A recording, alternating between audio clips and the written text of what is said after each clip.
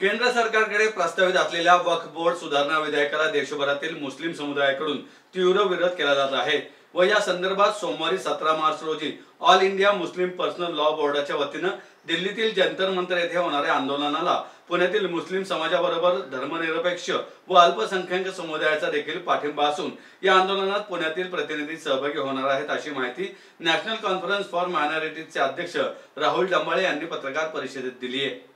यावेळी माजी उपमहापौर डॉक्टर सिद्धार्थ धेंडे, माजी नगरसेवक ॲडव्होकेट आयुब शेख, जामियात उलेमाचे कारी इद्रिस, माजी नगरसेवक रफिक शेख, माजी नगरसेवक मुख्तार शेख व इतर प्रमुख मान्यवर उपस्थित होते। लवकरच या संदर्भात पुणे येथे रमजान महिना संपल्यानंतर मोठे जनआंदोलन उभे केले जाणार असल्याची माहितीही यावेळी देण्यात आली।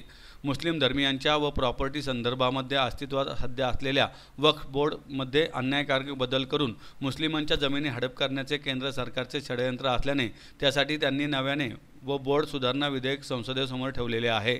यापूर्वी या विधेयकाला संसद सदस्यांकडून मोठ्या प्रमाणात विरोध झाल्यानंतर यामध्ये आवश्यक ते बदल करण्यासाठी हे विधेयक संयुक्त समितीकडे पाठवण्यात आले होते। खासदार जगदंबिका पाल यांच्या अध्यक्षतेखालील संयुक्त संसदीय समितीने या संदर्भामध्ये पूर्णतः भेदभावपूर्ण कामकाज चालवले असून समितीमधील विरोधी पक्षांच्या सदस्यांचा आवाज दडपण्याचा प्रयत्न सातत्याने केलेला आहे। तसेच विरोधकांच्या सूचनांचा अंतर्भाव देखील या संयुक्त संसदीय समितीच्या अहवालामध्ये न करता तसाच तो संसदेच्या पटलावर ठेवलेला आहे। त्यामुळे विरोधी पक्षासह देशभरातील मुस्लिम याबाबत तीव्र आक्षेप नोंदवत आहेत।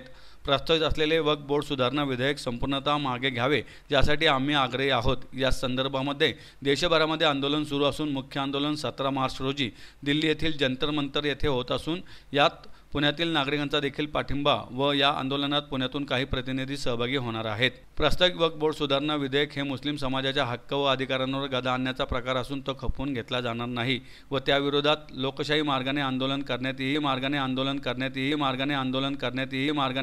या ठिकाणी अतिशय महत्त्वाचा मुद्दा एक समजून घ्यायला पाहिजे की जसे इनामी जमिनीचे कायदे आहेत, उदाहरण द्यायचं झालं तर महार वतन असेल किंवा रामोशी वतन असेल असे किंवा आदिवासी समाजाच्या जमिनीचे कायदे आहेत, त्याच्यामध्ये त्या समाजाच्या एकंदरीत सामाजिक उन्नतीकरता त्या जमिनीशी रिलेटेड कायदे ह्याच्यामध्ये बदल करताना त्या समाजाची मतं समजून घेणं अत्यंत गरजेचं आहे आणि त्याचबरोबर त्या समाजाची आर्थिक व सामाजिक स्थिती आजची काय आहे हे पण समजून घेणं महत्त्वाचं आहे।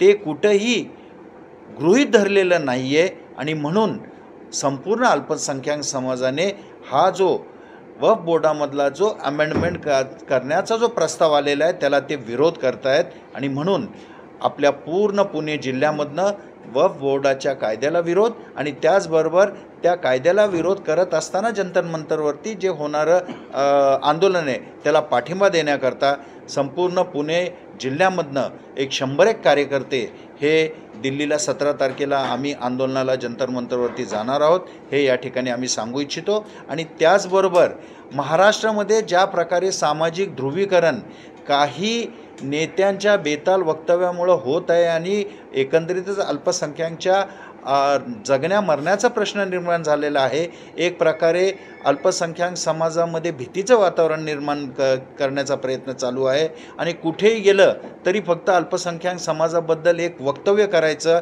आणि त्यांना टार्गेट करायचं हा जो मुद्दा आहे त्यापेक्षा एकंदरीतच देशामधली अन्न, वस्त्र, पाणी, निवारा, शिक्षण, आरोग्य ह्याच्यापासून आणि देशाची आर्थिक परिस्थिती ह्याच्यापासून तुम्ही सर्वसामान्यांचं मत हे दुसरीकडे डायव्हर्ट करण्याचे जे प्रकार चालू आहे त्याचा all India national conference of मायनॉरिटीच्या वतीने आम्ही निषेध करतो आणि राज्य सरकारकडं, केंद्र सरकारकडं, मुख्यमंत्र्यांकडं आम्ही मागणी करत आहोत की अशा नेत्यांना जे संविधानिक पदावरती त्या ठिकाणी बसलेले आहेत त्यांना आपण समज द्यावी आणि कायदेशीर त्यांच्यावरती जे काही प्रक्रिया आहे ती लवकरात लवकर करावी ही भूमिका आम्ही या ठिकाणी मांडत आहोत। ह्या पत्रकार परिषदेचं निमित्त एवढंच होतं की 17 तारखेचं जो आंदोलन जंतर मंतरवर आहे पुणे शहर, जिल्हा, पिंपरी चिंचवड या संपूर्ण भागातनं त्या आंदोलनाला या ठिकाणी आपण पाठिंबा देत आहोत।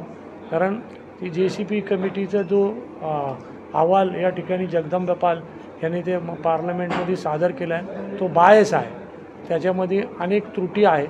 त्यांनी अपोजिशनच्या लोकांचा, विरोधकांचा कुठलाही जे त्यांचे प्रश्न होते ते त्याच्यात त्यांनी घेतलेलं नाही आहे आणि त्या संदर्भात त्यांनी ते स्वतः एकतर्फी ते रिपोर्ट तयार करून पार्लमेंटमध्ये सबमिट केलेलं आहे. पार्लमेंटमध्ये ते पास झालेलं नसून त्याच्या संदर्भात all India Muslim personal law board आणि त्यांचे वेगवेगळे विंग देशभरात हा आंदोलन जंतर मंतरवर करत आहे. तो एक विषय आहे. तसेच महाराष्ट्रातले जे मंत्री आहे ते बेताल वक्तव्य करून या ठिकाणी दोन समाजामध्ये तेढ निर्माण करण्याचं काम करत आहे. हे रमजानचा पवित्र महिना आहे. या ठिकाणी आपण जर बघितलं तर परवाच्या शिमगालासुद्धा कोकणामध्ये ते झालं आहे. तसंच आपल्या पुणे शहरामध्ये वेल्हा तालुक्यामध्ये एक मशिदीला जाळण्यात आलं. त्याच्यानंतर वाघोलीच्या पुढे एक मशिदी जमीनदोस्त करण्यात आली. तर ह्या पद्धतीने ते स्वतः जातात, तिथं भाषण करतात आणि लोकांमध्ये दहशत निर्माण करतात आणि जे आपले जे अशिक्षित पोरं आहेत त्यांना त्यांची भावना भडकून आणि एक दोन समाजामध्ये तेढ निर्माण करण्याचं काम या ठिकाणी ते करत आहे. तर आमची मुख्यमंत्री साहेबांना विनंती आहे का असे मंत्र्यांना तुम्ही त्यांचा राजीनामा घ्यावा किंवा त्यांची हकालपट्टी करावी. नितेश राणे यांना त्यांची हकालपट्टी करावी